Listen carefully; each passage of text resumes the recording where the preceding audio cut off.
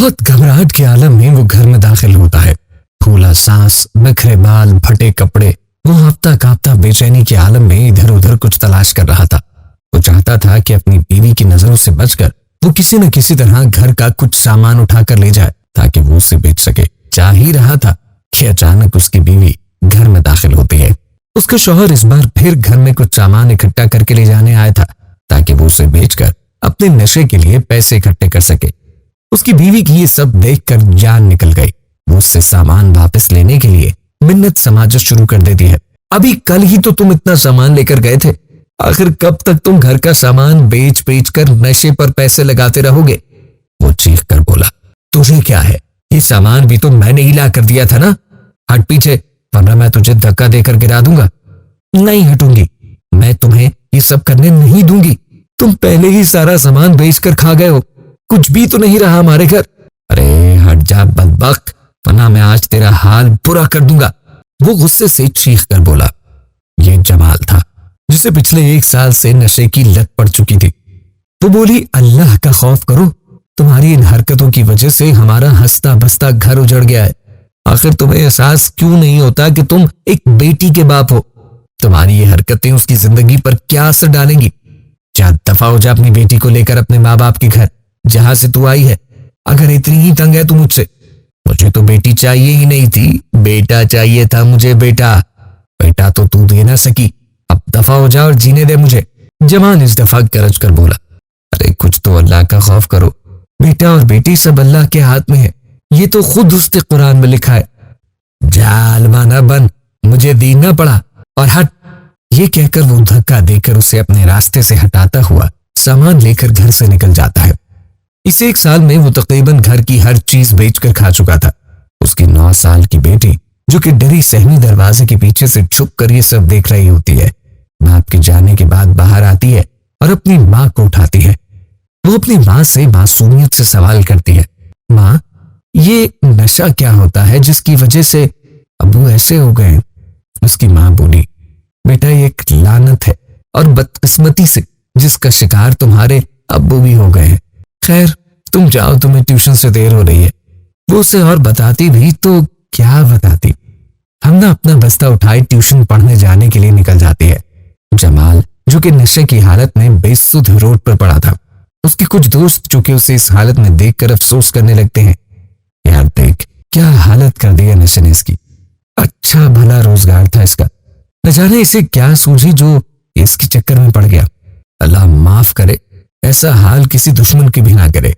जमाल, जो कि अभी भी पढ़ा सिगरेट की कश लगा रहा था, कुछ दिन गुजर जाने के बाद जब उसके पास पैसे और नशा खत्म हुआ तो उसका जिस्म फिर से टूटने लगा। उसे नशे की तलब होने लगी। वो सोचने लगा कि अब क्या करूं, कहां से पैसे लाऊं? घर जाऊंगा तो वो मनहूस यानी उसकी बीवी उसको लान तान करेगी। खैर उसने घर जाकर ही फिर कुछ सामान लेने का सोचा ताकि उसे बेचकर नशा लाया जा सके। वो जैसे ही घर दाखिल हुआ तो उसे सामने तो कुछ नजर न आया, मगर उसकी बेटी के स्कूल का बस्ता वहां पड़ा था। वो जल्दी से उसे उठाकर घर से बाहर भागने लगा तो उसकी बेटी ने उसे देख लिया। वो भागकर अपनी माँ के पास गई। अम्मी, अम्मी जल्दी आए, अब्बू मेरे स्कूल का बैग ले जा रहे हैं। सादिया यानी जमाल की बीवी हड़बड़ाकर उठी और दरवाजे की तरफ भागी, मगर इतनी देर में जमाल वहां से भाग निकला था। हमना रोने लगी और बोली, अम्मी अब्बू मेरा बैग क्यों ले गए हैं, मैं अब स्कूल कैसे जाऊंगी? उसकी अम्मी उसे तसल्ली देने लगी।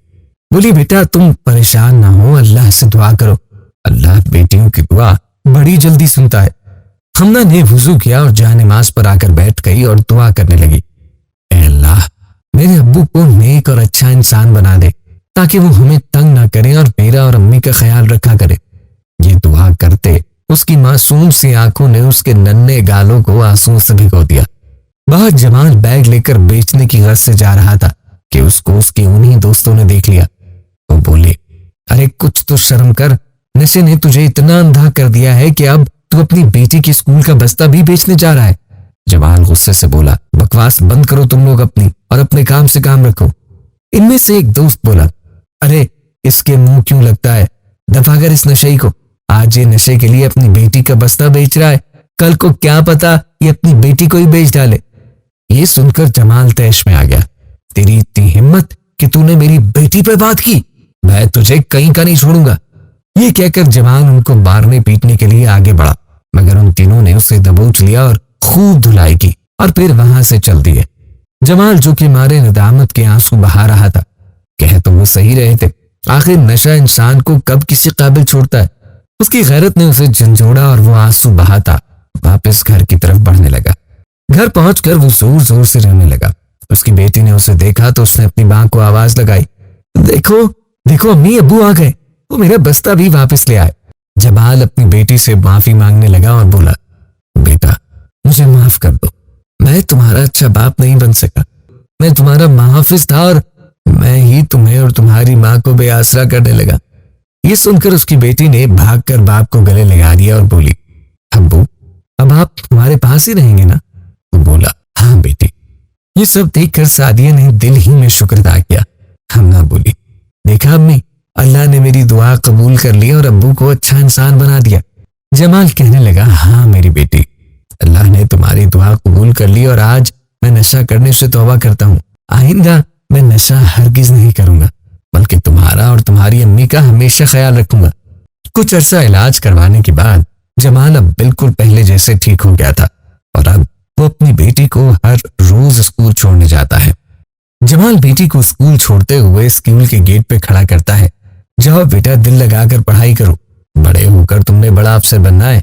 हमना मुस्कुरा कर अपने बाप को देखती है, हाँ क्यों नहीं अब्बू, ये कहकर वो स्कूल में दाखिल हो जाती है।